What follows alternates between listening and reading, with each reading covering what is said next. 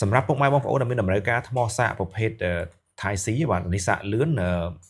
ទំហំវាគឺប្រភេទ A3 ដងបាទបានថាខ្នាតទូចខ្ទង់ប្រព័ន្ធកូនដៃបាទអាខ្នាតទូចនេះសម្រាប់ត្រូវមួយតេឡេ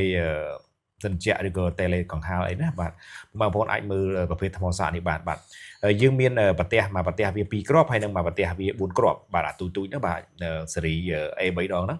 អានេះគឺមួយប្រទេសវានេះគឺ$3 5កាក់បាទហើយអានេះគឺមកប្រទេសវានេះគឺ$6 5កាក់បាទអញ្ចឹងករណីពុកម៉ែបងប្អូនមានតម្រូវការអាចធ្វើការតាក់ទងមកបានហើយលើសពីនេះទៀតក៏ពួកខ្ញុំមានប្រភេទ9វ៉ុលថ្មជ្រុងណាបាទ9វ៉ុលថ្មដាក់ជាមួយនឹង microphone អីហ្នឹងបាទក៏មានដែរបាទអានេះមកប្រទេសវាមាន2គ្រាប់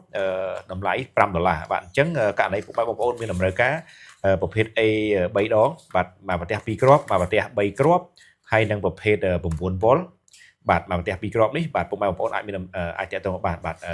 $3កន្លះ$6កន្លះហើយនិង$5បាទអញ្ចឹងចាប់អារម្មណ៍អាចតាក់ទងបានបាទសូមអរគុណ